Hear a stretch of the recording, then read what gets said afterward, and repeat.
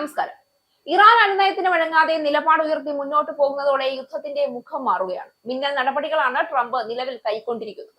American സൈന്യം middle ഈസ്റ്റിലേക്ക് ആയിരക്കണക്കിന് സൈനികരെ അയക്കാൻ ഒരുങ്ങുന്നതായാണ് പുതിയ റിപ്പോർട്ടുകൾ വ്യക്തമാക്കുന്നത്. US ആർമിയുടെ എലിറ്റ് വിഭാഗമായ 82ാം എയർബോൺ ഡിവിഷനിൽ നിന്നുള്ള സൈനികരാണ് ഈ നീക്കത്തിന്റെ ഭാഗമായി നിയോഗിക്കപ്പെടുന്നത്. ഇറാനുമായുള്ള സംഘർഷം ശക്തമാകുന്നതിനിടെയാണ് ഈ സൈനിക വിന്യാസം നടക്കുന്നതെന്നതാണ് ശ്രദ്ധേയം.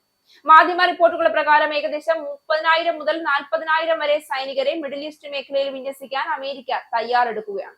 ഇവരിൽ ഭൂരിഭാഗവും നോർത്ത് കരോലിനയിലെ ഫോർട്ട് ബ്രാഗിൽ ആസ്ഥാനമായുള്ള 82ാം എയർബോൺ ഡിവിഷനിലെ ആദ്യ ബ്രിഗേഡ് കോമ്പാക്ട് ടീമിൽപ്പെട്ടവരാണ്.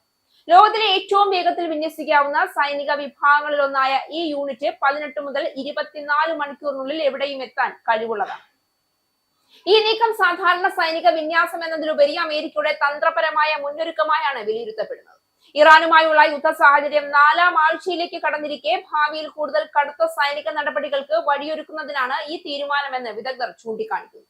എന്നാൽ ഈ സൈനികരെ നേരിട്ട് ഇറാനിലേക്ക് അയക്കുമോ എന്ന കാര്യത്തിൽ ഇതുവരെ അന്തിമ തീരുമാനമൊന്നും എടുത്തിട്ടില്ല എന്നാണ് അധികൃതർ വ്യക്തമാക്കുന്നത്. 82ാം എയർബോൺ ഡിവിഷൻ അമേരിക്കൻ സൈന്യത്തിലെ ഏറ്റവും പ്രാധാന്യമുള്ള എയർബോൺ യൂണിറ്റുകളിൽ ഒന്നാണ്. പാരഷൂട്ട് ഉപയോഗിച്ച് ശത്രുദേശങ്ങളിൽ ഇറങ്ങി തന്ത്രപ്രധാന കേന്ദ്രങ്ങൾ പിടിച്ചടക്കുന്നതിൽ ഈ വിഭാഗത്തിന് പ്രത്യേക പരിശീലനം ലഭിച്ചിട്ടുണ്ട്. യുദ്ധമേഖലകളിൽ അടിയന്തര പ്രതികരണത്തിനായി സജ്ജമായ ഇമ്മീഡിയറ്റ് റെസ്പോൺസ് ഫോഴ്സ് എന്ന വിഭാഗവും ഇതിന്റെ ഭാഗമാണ്. മിഡിൽ ഈസ്റ്റിൽ ഇതിനകം തന്നെ ഏകദേശം 50,000 അമേരിക്കൻ സൈനികർ വിന്യസിച്ചിരിക്കുകയാണ്. ഇതിനു പുറമെ നാവികസേനയും മറൈൻ യൂണിറ്റുകളും ഉൾപ്പെടെയുള്ള സൈനിക ശക്തിയും വർദ്ധിപ്പിച്ചിട്ടുണ്ട്. USS ബോക്സർ ഉൾപ്പെടെയുള്ള യുദ്ധക്കപ്പലുകൾ പ്രദേശത്തേക്ക് അയച്ചതും ഈ പശ്ചാത്തലത്തിലാണ്. ഇറാൻ അമേരിക്ക സംഘർഷം ഫെബ്രുവരി അവസാനത്തോടെ ശക്തമായതോടെയാണ് ഈ സൈനിക നീക്കങ്ങൾ ആരംഭിച്ചത്.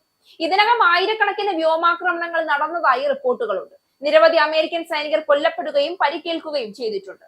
ഈ സാഹചര്യത്തിൽ അമേരിക്ക കൂടുതൽ ശക്തമായ സൈനിക സാന്നിധ്യം ഉറപ്പാക്കാൻ ശ്രമിക്കുകയാണ്. അതേസമയം ഈ വിന്യാസം വിവിധ തന്ത്രപരമായ ലക്ഷ്യങ്ങൾക്കായി ഉപയോഗിക്കാമെന്നാണ് റിപ്പോർട്ടുകൾ പറയുന്നത്.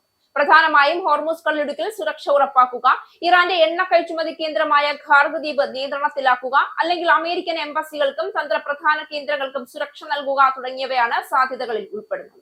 ഈ നീക്കം ആഗോളതലത്തിലും വലിയ പ്രതികരണങ്ങൾ ഉണ്ടാക്കിയിട്ടുണ്ട്. മിഡിൽ ഈസ്റ്റിലെ സംഘർഷം ശക്തമാകുന്നതോടെ എണ്ണവിലയിൽ വലിയ വർധനമാണ് രേഖപ്പെടുത്തുന്നത്. ഹോർമുസ് കടലിടുക്കൽ ലോകത്തിലെ ഏറ്റവും പ്രധാനപ്പെട്ട എണ്ണ ഗതാഗത പാതകളിൽ ഒന്നായതിനാൽ അവിടെ ഉണ്ടാകുന്ന അനിശ്ചിതത്വം ആഗോള വിപണികളെ ബാധിക്കുന്നുണ്ട്. ഇതിനിടെ അമേരിക്കയുടെ ഈ നീക്കത്തെ ചില രാജ്യങ്ങൾ വിമർശിക്കുകയും ചെയ്തിട്ടുണ്ട്.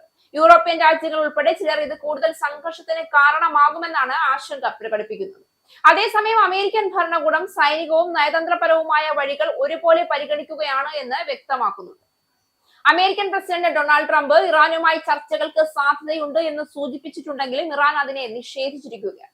ഇരു രാജ്യങ്ങളും തമ്മിലുള്ള അവിശ്വാസം തുടരുന്നതിനാൽ യുദ്ധ സാഹചര്യം ഉടൻ അവസാനിക്കുമെന്ന് ഉറപ്പില്ല. സൈനിക വിദഗ്ധർ പറയുന്നതനുസരിച്ച് 82ാം എയർബോൺ ഡിവിഷന്റെ വിന്യാസം അമേരിക്കയ്ക്ക് വേഗത്തിൽ ആക്രമണ നടപടി സ്വീകരിക്കാനുള്ള ശേഷി നൽകുന്നു. പക്ഷേ ഇത് ഭൂസൈനിക യുദ്ധത്തിലേക്ക് നീങ്ങാനുള്ള സാധ്യതയും ഉയർത്തുകയാണ്. അതിനാൽ തന്നെ ഈ നീക്കം അന്താരാഷ്ട്ര രാഷ്ട്രീയത്തിൽ വലിയ പ്രാധാന്യം നേടുകയാണ്. മിഡിൽ ഈസ്റ്റിലെ സംഘർഷം കൂടുതൽ ഗുരുതരമാകുന്ന സാഹചര്യത്തിൽ അമേരിക്കയുടെ പുതിയ സൈനിക നീക്കം അടുത്ത ഘട്ടത്തിലെ സംഭവ വികാസങ്ങൾക്ക് വഴിയൊരുക്കുമെന്നതിൽ സംശയമില്ല.